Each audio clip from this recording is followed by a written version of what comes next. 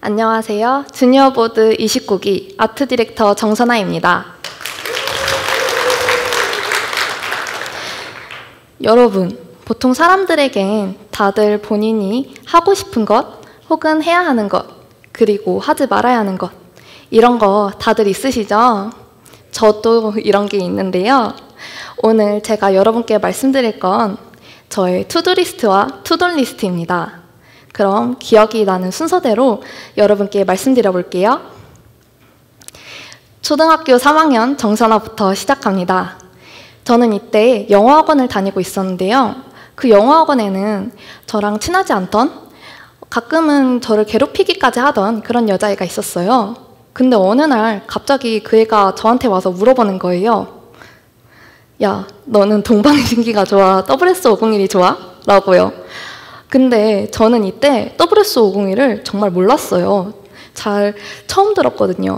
그래서 그맘때쯤에 아빠가 좋아하시던 SG 워너비가 좋았다고 그 친구한테 말했죠. 그랬더니 그 애가 쟤 뭐야? 라는 표정으로 저를 이상하게 쳐다보는 거예요. 이게 조금 인상 깊었는지 그 애가 입고 있던 티나 짓고 있던 표정, 그리고 하고 있던 머리까지 이렇게 생생하게 기억이 나서 그려봤어요. 아무튼 이게 계기가 되어서 저는 그때부터 연예가중기 같은 것을 챙겨보려 노력했고요. 그리고 WS501은 저에게 해야 하는 것으로 등록이 되었습니다. 그리고 5학년이 되었는데요. 그때 당시에는 지금만큼 PC방이 좋지는 않았어요. 흡연구역이 분리가 되지 않았었고 비행 청소년들의 공간으로 언급되기도 했으며 선생님과 친구들은 이곳이 별로 좋지 않다고 같이 생각을 했거든요. 저 또한 그렇게 생각을 했고요. 근데 어느 날 같은 반 애들이 나누는 얘기를 들었는데 글쎄 오늘 PC방에 간다는 거예요. 근데 그걸 또 놀라서 저는 바로 일기장에 써버렸어요. 애들이 오늘 PC방에 간다고 했다. 근데 그때는 선생님이 일기장을 검사하시던 때잖아요. 바로 그 다음날 애들이 혼이 난 거예요. 근데 또 그 혼이 난 애들이 어떻게 알았는지 저에게 바로 와서 묻더라고요. 너가 썼지? 라고요. 근데 제가 그걸 또 맞다고 해버렸어요. 그러고 나서 이제 반 애들한테 배신자라는 말을 듣기도 하고 은근한 따돌림을 당하며 지내게 되었죠. 아무튼 이때를 계기로 저는 솔직함은 쓰거나 말하면 잘 안 되겠다 이런 생각을 하게 되었습니다. 그리고 6학년이 되니까 조금 상황이 나아졌어요. 배운 게 있었나 봐요. 뿐만 아니라 그때쯤에는 제가 연예가중계를 챙겨보기 시작했다고 했잖아요. TV뿐만 아니라 문구점에서 팔던 잡지까지 제가 챙겨보니까 정말 효과가 나타나더라고요. 소녀시대와 원더걸스 같은 분들을 알고 있으니까 애들하고 대화를 나누기가 너무 수월한 거예요. 이렇게 잘 지내는 것을 한번 경험하고 나니까 이런 소녀시대나 원더걸스 같은 분들은 제가 잘 알고 지내야겠구나 이런 생각에 더욱더 확신을 갖게 되었습니다. 그렇게 중학교 1학년이 되었는데요. 중학교 1학년이 되었을 때 평소 친하게 지내다가 다른 반이 된 친구가 있었어요. 근데 그 친구와 멀어지고 싶지 않아서 어떻게 하면 좋을까 생각을 하다가 제가 좋아하는 노래와 별점을 매긴 추천 리스트를 주면 되겠다라고 생각을 해서 열심히 작성했죠. 왜냐면 예전에 제가 이런 걸 받아본 경험이 있는데 너무 그게 정성스럽고 고맙고 유용하기까지 한 거예요. 그래서 그 친구한테 주고 그 오후에 이동 수업이 있어서 그 친구 반에 가게 되었는데 쓰레기통에 낯익은 종이가 보이더라고요. 바로 제 추천 리스트였습니다.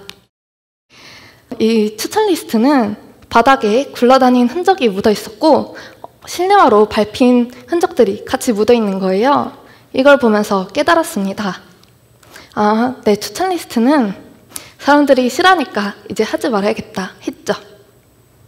그리고 이뿐만 아니라 이제 중학교에 새로 올랐으니까 다른 친구들도 사귀어야 되잖아요. 제가 초등학교 때 새로운 친구를 사귈 때 하던 그 행동이 있었는데요. 바로 귀여운 캐릭터를 그림 그리는 거였어요. 여느 날처럼 자리에 앉아서 캐릭터 그림을 그리고 있는데 뒤에 앉아있던 애가 자기도 그림을 그릴 줄 안다면서 그림을 그려서 저에게 보여주는 거예요. 이제 제가 그걸 보고 칭찬을 하는 타이밍이었어요. 근데 칭찬을 하려는 찰나에 그 애가 이렇게 말했어요.